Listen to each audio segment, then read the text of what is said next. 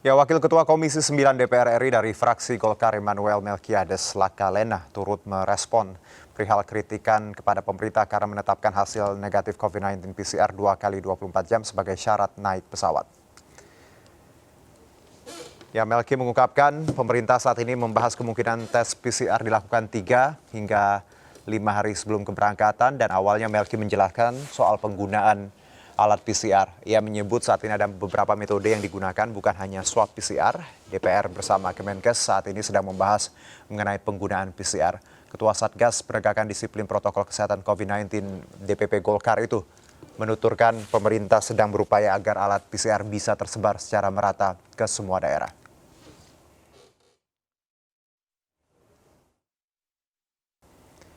Dan kita masih berbincang dengan Pak Ede dan juga Ibu Neti, masih bersama kami, Bapak Ibu. Ya, saya ke Pak Ede. Pak, dengan kata lain bahwa kebijakan pemerintah yang berubah-ubah dan juga terkait tadi kapasitas 100%, lalu juga pembukaan border, seharusnya tidak terburu-buru. Kalau dari sudut pandang kesehatan, seperti apa Pak? Sudut pandang kesehatan sebenarnya intervensi itu harus semakin menguatkan ya. Artinya sebuah intervensi itu harus semakin menguatkan untuk meningkatkan efektivitas. Dengan demikian, maka target kita itu adalah tidak lagi menemukan kasus baru, itu sebenarnya yang diharapkan. Nah, semua tes yang dilakukan adalah untuk segera menemukan kasus-kasus terakhir, ini yang kita harapkan. Jadi itu untuk membuat screening, membuat surveillance pada tempat-tempat yang diduga bisa terjadi penularan. Kalau ada, lakukan tindakan yang tujuan untuk koreksi. Yang kedua adalah kalau ada intervensi, seharusnya intervensi itu menguatkan yang ada. Dengan demikian, tujuan utama kita mengendalikan kasus COVID ini bisa segera kita peroleh. Tapi kalau ada intervensi lain yang kemudian menumpang, nah ini kita sangat tidak mengharapkan, karena akan sangat merepotkan dan sangat riskan ya. Oke. Intervensi yang lain yang menumpang ya Pak ya. Oke. Nah, kalau bicara mengenai angka Pak, kita tahu alasan kenapa mobilitas tadi sudah semakin tinggi dan juga pemerintah dengan percaya diri membuka tempat wisata dan angkutan umum juga bukan hanya penerbangan tapi juga busway ya dan juga kereta api juga sudah di-full-kan seperti itu. Angka sendiri memang landai untuk saat ini. Apakah memang di lapangan nyatanya seperti itu Pak? Karena kita tahu kita tidak bisa terlena dengan angka-angka bahwa Indonesia sekarang sudah ya let's say agak di atas angin. Ya. Yang kita harapkan memang angka itu adalah angka sebenarnya ya, tetapi harus terus dipantau dengan jumlah testing yang cukup. Dan sinilah testing gratis yang harus dilakukan pemerintah dengan melakukan dari hasil tracing ya. Dan ini yang kita harapkan proses surveillance itu terus berjalan. Bahkan bila perlu ada surveillance yang tujuannya ke zero surveillance, naik sedikit lah kelasnya ya. Untuk memastikan berapa sih sebenarnya kejadian itu di masyarakat. Nah di sisi lain barangkali yang harus kita waspadai adalah justru penumpang dari penerbangan internasional yang harapannya tidak membawa kasus baru, karena hampir semua kasus COVID yang meningkat itu adalah imported kasus ya, ini yang harus diingat ya. Oke, saya ke Bu Neti lagi Bu, kalau dari DPR lagi, kembali kita soal harga, idealnya berapa sih Bu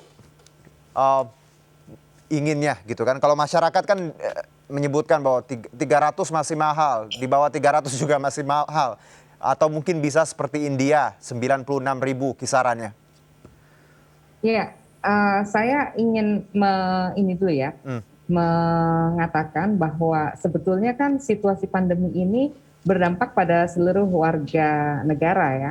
Bahwa ada Kepres nomor 12 tahun 2020 yang menetapkan Indonesia mengalami bencana nasional non alam yang disebabkan oleh pandemi COVID-19 itu belum dicabut, Mas. Jadi artinya kalau kita bicara tentang dampak pandemi yang memang yang pertama adalah pastinya sektor kesehatan, berikutnya adalah sektor ekonomi ya, sektor ketenagakerjaan yang pastinya ini menimbulkan masalah yang luar biasa berat ya bagi masyarakat. Ada 8,9 juta penganggur, kemudian juga ada calon pekerja migran gagal berangkat yang dirumahkan dan sebagainya seperti itu. Jadi artinya kalau kita bicara tentang berapa angka yang pas, ya saya pikir pemerintah harus bisa melakukan exercise ya, menghitung berapa yang memang betul-betul terjangkau bagi masyarakat yang hari ini terbagi ke dalam 3 strata. Ada keluarga prasejahtera di Indonesia sebanyak 16,95%. Jadi artinya kalau kemudian kebijakan itu tidak melibatkan, kebijakan itu tidak menimbang dan memperhatikan yang hari ini untuk makan saja mereka masih sulit, ya bagaimana mungkin ya kemudian pemerintah menetapkan harga yang jauh berbeda dengan harga di negara-negara tetangga kita. Jadi artinya kalau kemudian tadi dikatakan India aja bisa sebesar itu kok, kenapa Indonesia nggak bisa? Yeah. Nah sekarang kita kembalikan kepada pemerintah, kepada para pihak ya, kementerian dan lembaga serta satgas yang terlibat untuk bisa menghitung dan kemudian memastikan bahwa tidak ada motif bisnis ya di balik pemberlakuan kebijakan PCR yang tadinya cuma untuk moda transportasi udara, sekarang wacananya untuk seluruh moda transportasi ya, seperti itu. Dan buktikan bahwa negara tidak berbisnis dengan rakyat. Sekali lagi, negara tidak boleh berbisnis dengan rakyat, karena seharusnya yang namanya kesehatan, penghidupan yang layak, ini adalah hak setiap warga negara. Ya, negara tidak berbisnis, itu yang juga harapan kita. Ya, tapi dari banyak yang beredar di medsos ya, ada 10 importir, Bu. Salah satunya juga ada yang dari kosmetik. Itu juga dipertanyakan bagaimana PCR bisa dihandle oleh, ya itulah tadi. Tapi Bu Neti, kalau bicara mengenai kebijakan ini, baru juga kami mendapat informasi bahwa kemungkinan tidak hanya penerbangan, tapi moda laut dan darat juga akan diterapkan treatment yang sama, yaitu PCR jelang akhir tahun ini. Bagaimana, Bu? Ya, saya pikir tadi sudah dijelaskan ya oleh Dr. Ede bahwa dan di awal saya katakan bahwa harusnya pemerintah bisa menjelaskan ya sebetulnya dalam menghadapi Nataru atau libur panjang atau kemudian kekhawatiran masuknya varian baru yang akan menyebabkan lonjakan kasus seperti beberapa bulan yang lalu. Tentu ini harus didiskusikan, diputuskan seperti apa screening method yang perlu digunakan atau perlu dilakukan untuk melakukan deteksi di pintu-pintu perbatasan, di tempat-tempat kerumunan atau tumpukan massa yang menggunakan moda transportasi seperti itu. Baik. Jadi sebetulnya tinggal bagaimana pemerintah secara jujur dan transparan melibatkan para pakar untuk menetapkan kebijakan yang scientific based begitu, Mas. Baik. Jangan sekadar populis dan ingin menguji rakyat. Scientific based, datanya juga fact seperti itu ya, bukan harga yang diterka-terka demi kepentingan segelintir orang ya, Bu ya. Betul. Pak Ede, satu mungkin pertanyaan sebelum kita tutup segmen ini. Sebenarnya banyak celah dari kebijakan ini, baik itu harga, terus juga terkait ya mobilitas tadi, dan juga ada 3 kali 24 jam, itu yang Anda kritik juga di awal. Harusnya tadi tidak ada 3 kali 24 jam ya Pak. Hari itu PCR, hari itu harus bisa berangkat, seperti itu. Sebenarnya yang ideal adalah orang yang berangkat adalah orang yang sehat ya, tidak menularkan pada orang lain.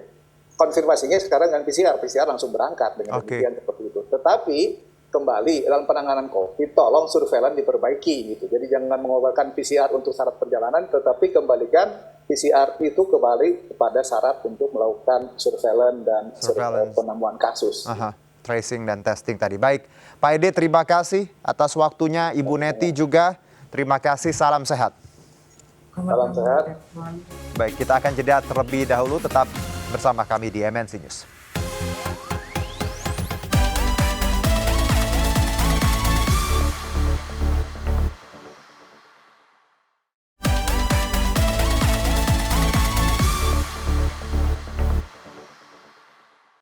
Ya, di tengah polemik PCR sebagai syarat penerbangan, Presiden Joko Widodo memerintahkan harga tes PCR diturunkan menjadi Rp300.000 dan kini kita akan membahas bersama Alvin Lee, pengamat penerbangan. Selamat sore Pak Alvin. Selamat sore. Baik, Anda salah satu yang kemarin juga bersuara terkait kebijakan yang Anda anggap aneh karena hanya diterapkan untuk penerbangan dan juga menyoroti beban biaya yang dibebankan kepada para penumpang. Pak Alvin, bagaimana tanggapan Anda? Ya, saya kira masalahnya bukan hanya pada harga ya, tapi namanya proses dan pada inkonsistensi pemerintah. Kalau pemerintah mau berhati-hati, kenapa yang diwajibkan PCR itu hanya penerbangan di dalam Jawa? Penerbangan di luar Jawa boleh, bahkan tanpa vaksinasi kan, pesawatnya juga boleh sama-sama penuh. Nah, mengenai harga ini diturunkan, ini justru membuat saya semakin penasaran. Biaya PCR tadinya di atas 1 juta, kemudian turun 600.000, ya, kemudian pemerintah memerintahkan turun ke 500, sekarang 300. Sebenarnya biayanya itu berapa? Iya, itu yang jadi pertanyaan, Pak. Sebenarnya kalau kita tahu dari awal harga sempat 2,5 juta sampai sekarang, jadi kita sempat berpikir ini harga aslinya berapa dan untungnya berapa selama ini? Kalau Dan saya justru melihat adanya kemungkinan selama ini pemerintah sebenarnya tahu pengusaha PCR itu mendapatkan keuntungan luar biasa besar di luar kewajaran, tapi dibiarkan. Coba aja baru Pak Luhut menyampaikan 300.000, tiba-tiba juga bisa turun 300.000, bahkan peraturannya belum keluar kan. Nah, ini yang tidak wajar. Saya kira dan kalau nanti pengaturannya juga menggunakan instrumen SE, surat edaran, itu juga tidak akan efektif. Terbukti selama ini pemerintah menerapkan antigen tidak lebih dari 100.000. Memang di beberapa tempat menulis 95.000, tapi kalau mau minta surat keterangan nambah 50.000 lagi, gitu kan? Mau minta lebih cepat, lebih mahal lagi. Dan kita tidak bisa apa-apa karena instrumennya itu hanya surat edaran yang tidak punya kekuatan untuk menjatuhkan sanksi, bukan peraturan undang-undangan. Jadi ya seperti ini justru membuat masyarakat makin penasaran. Demikian, Mas. Harganya sebenarnya berapa ya, Pak ya? Karena kita sempat 2,5 juta, 1.900.000, sekarang di 300 seperti itu. Lalu Pak, kalau kebijakannya sebenarnya tadi harga yang dianggap tinggi, lalu juga penerbangan dibuka 100% ya. Kita tahu bahwa sebenarnya penerbangan juga dari data yang kita bisa baca bahwa bukan resiko penularan yang tinggi. Dari pengamatan Anda, sebenarnya antigen saja sudah cukup dan perlukah 100% atau sebenarnya kita kembali ke peraturan awal yang hanya 70% tapi antigen, Pak Alvin? Ya, sebetulnya sejak bulan Januari 2021 pemerintah sudah mengizinkan pesawat itu diisi 100%. Hanya ketika puncak ledakan di Juli gelombang kedua kemarin bulan Juli Agustus itu kemudian diturunkan menjadi 70% dengan adanya PPKM multi level ini. Nah, sekarang ketika ini sudah kembali mulai normal dan ada PPKM level 1, 2, 3, 4, kenapa penerapannya tidak mengacu pada level-level PPKM? Di Jawa, Bali banyak yang sudah level 1, level 2, itu dihiraukan. Kemudian kalau memang pemerintah ini mau kehati-hatian, seharusnya yang diperketat adalah pengawasan protokol kesehatan di tempat-tempat keramaian. Kalau di pesawat, kabin pesawat ini kan dilengkapi dengan HEPA filter. Dengan banyak peraturan, harus pakai masker, tidak boleh makan minum, tidak boleh bicara bahkan. Nah, hal-hal seperti ini kan seharusnya menjadi pertimbangan. Pemerintah juga mengatakan belajar dari pengalaman negara-negara lain. Coba lihat negara lain mana yang menerapkan penerbangan dalam negerinya, domestiknya itu harus pakai tes PCR. Yang wajib tes PCR itu adalah penerbangan lintas negara. Karena virus ini terutama varian-varian baru masuknya dari negara lain. Kemudian kalau memang akan menerapkan kehati-hatian, seharusnya semua tidak hanya tes PCR, vaksinasi ini juga harus diwajibkan. Sekarang yang di luar Jawa malah nggak perlu vaksinasi, pokoknya terbang aja, cukup antigen. Dan selain itu harus ada karantina. Kalau memang mau gitu, semua pelaku perjalanan dikarantina juga 5 hari kayak 10 hari. Jadi kebijakannya jangan tadi kita lihat berubah-ubah ya Pak ya, dari yang awalnya dosis vaksin. Kalau cuma dapat pertama harus PCR, kalau sudah 2 kali dosis vaksin hanya antigen, sekarang berubah lagi. Nah Pak, kita lihat juga bahwa kita tahu pandemi memukul industri penerbangan luar biasa. Dan kondisi saat ini sebenarnya momentum kebangkitan karena sudah banyak yang mulai traveling, Bali juga mulai ada domestiknya cukup penuh. Tapi dengan ada aturan ini, apakah ini sebenarnya memukul balik industri penerbangan itu sendiri Pak dengan syarat PCR? Sangat terpukul, bukan hanya industri penerbangannya. Travel agent juga kena, maskapai penerbangan kena, hotel juga kena. Dan perubahan-perubahan yang sangat drastis ini juga membuat pengusaha ini kesulitan merencanakan kegiatan bisnisnya. Kita kan tidak tahu, nanti bisa jadi nanti hari Senin malam peraturannya berubah lagi kan. Ini sangat tidak kondusif bagi pelaku usaha. Demikian Mas. Lalu kalau kita bicara mengenai penerbangan itu sendiri Pak, kita tahu bahwa sempat dikhawatirkan bahwa penerbangan adalah salah satu let's say moda transportasi yang resikonya tinggi menularkan, karena kita tahu perjalanan dari satu titik ke satu titik lainnya agak jauh, lebih dari kereta ataupun darat seperti itu. Pada kenyataannya dari data yang saya baca juga dan juga dari argumen Anda di beberapa artikel bahwa sebenarnya penerbangan cukup safe ya Pak sebenarnya? Penerbangan ini adalah di antara yang paling ketat, highly regulated dan standarnya internasional. Mau penerbangan lokal pun standarnya internasional. Dan di dalam negeri saya belum pernah menemukan adanya orang yang tertular karena ada di dalam pesawat. Bahkan ada penerbangan di mana ditemukan penumpangnya itu positif ketika mendarat di bandara tujuan, tapi di dalam pesawat itu tidak ada yang tertular. Nah, ini kan harus dijelaskan oleh pemerintah. Penerbangan justru yang selalu diketatin gini. Baru kali ini selama pandemi hampir 2 tahun, baru sekarang ini ada perlawanan penolakan yang kuat terhadap kebijakan pemerintah. Pak Alvin, kita jeda dulu. Kita akan lanjutkan kembali dan pemirsa tetap bersama kami.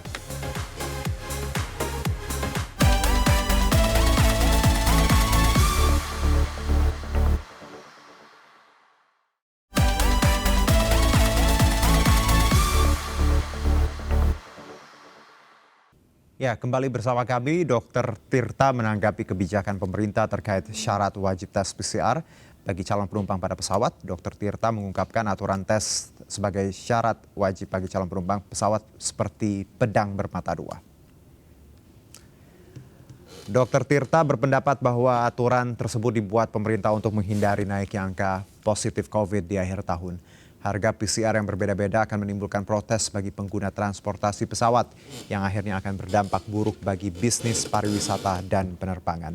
Selain itu, Dr. Tirta juga menyinggung soal longgarnya aturan bepergian dengan menggunakan transportasi darat. Ya, lebih jauh kita akan membahas bersama Immanuel Ebenezer, Ketua Umum Sukarelawan Jokomania, dan juga kita masih bergabung bersama Pak Alvin Lee, ya, pengamat penerbangan kita. Saya ke Pak Immanuel terlebih dahulu dari Joman. Pak Immanuel, sikap dari Joman sendiri tadi menggugat ke PT UN terkait ini dan tadi disebutkan ada nuansa bisnis dan menyengsarakan masyarakat. Bisa dijabarkan? Ya, begini. Ini kan instruksi menteri ini kan lahir per 2 minggu sekali. Per 2 minggu. Nah, kita melihatnya ini semacam ada kesengajaan yang ditimbulkan oleh instruksi menteri ini. Dan kami melihatnya aromanya kecenderungan mendukung para pebisnis PCR. Makanya kita melihat ini Inmen ini melihatnya dalam konteks medis atau bisnis. Gitu. Makanya kami sebagai pendukung presiden sangat marah. Pertama itu, kedua, kita lihat instruksi menteri ini juga cacat secara hukum. Ini melanggar Undang-Undang Dasar 1945 Pasal 23 Ayat A. Ini melanggar sekali undang-undang. Makanya menurut kami, kalau seandainya instruksi ini masih diteruskan, kami akan gugat dan minta kembalikan uang yang sudah disetor oleh publik itu sendiri. Dan ini bahaya. Ini bentuk pemerasan di balik regulasi. Mereka berlindung di aturan. Ini bentuk pemerasan, itu loh. Makanya kami akan tetap berusaha semaksimal mungkin yang namanya PCR ini segratis atau semurah mungkin. Gitu. Kami sangat concern pada persoalan ini, karena ya kondisi pandemik ini kan banyak orang yang sudah nganggur, baru menata yang namanya pekerjaan. Belum lagi mafia-mafia di bandara, mafia-mafia di apotek-apotek itu. Teman saya kemarin baru berangkat dari Makassar, harga PCR-nya itu 900.000, ada yang di Bali 1.800.000. Bahkan mereka coba bermain-main, kalau mau dipercepat ya 1 juta, kalau mau normal ya 2 hari 3 hari, kan gila ini. Lalu di mana penegak hukum gitu loh. Jadi kita kalau... juga menuntut para penegak hukum harus berani menegakkan hukumnya di sini. Hukum mati ini pelaku-pelaku ini, bandit-bandit ini, bandit-bandit PCR ini, alat kesehatan ini. Jadi Joman nggak bisa dibiarkan lagi. Pak Immanuel, Joman percaya bahwa ada sebagian pihak mengambil keuntungan dari tes PCR ini? Bukan percaya lagi. Jelas-jelas ada pemainnya. Kalau penegak hukum tidak mampu melakukan penegakan hukum, biar kami melakukan penegakan hukum itu sendiri. Baik Pak Immanuel, saya ke Pak Alvin. Pak Alvin, sudah dengar belum wacana baru bahwa tidak hanya penerbangan, nantinya juga semua moda transportasi jelang libur Natal Tahun Baru ya, darat dan juga laut akan diterapkan treatment yang sama, yaitu PCR? Ya, saya ingin melihat bagaimana pemerintah bisa melaksanakan itu, yang ada saja tidak bisa dilaksanakan dengan baik. Selama ini kan untuk darat itu harus vaksinasi, harus antigen. Prakteknya bagaimana? Kemudian apakah kapasitas layanan PCR kita memungkinkan? Apakah realistis seseorang yang akan bepergian di Jawa Tengah ke Jawa Timur naik bus itu harus PCR? Itu nanti ujung-ujungnya apa? Satu, pasar gelap. Kedua, balik naik kendaraan pribadi lagi, dan justru lebih tidak terkendali. Kita harus realistis lah, jangan terlalu muluk-muluk. Dan kenapa harus PCR? Toh sehari-hari pemerintah ini melakukan tes kepada masyarakat menggunakan PCR dan antigen. Dan justru jumlah antigen ini 3-4 kali lebih banyak daripada PCR. WHO mengakui antigen. ICAO, IATA semuanya mengakui antigen. Pemerintah sendiri mengakui antigen. Tapi khusus untuk syarat perjalanan, kenapa pemerintah tidak mengakui antigen untuk perjalanan udara? Ini harus dijawab. Terima kasih. Dan harganya bisa terjun bebas dalam beberapa minggu ya Pak, itu juga dipertanyakan. Kita nggak tahu besok berapa. Baik, terima kasih Pak Alvin. Pak Immanuel juga waktunya sangat terbatas. Terima kasih atas perbincangannya. Salam sehat untuk kita semua. Baik, kami akan segera kembali tetap di MNC News.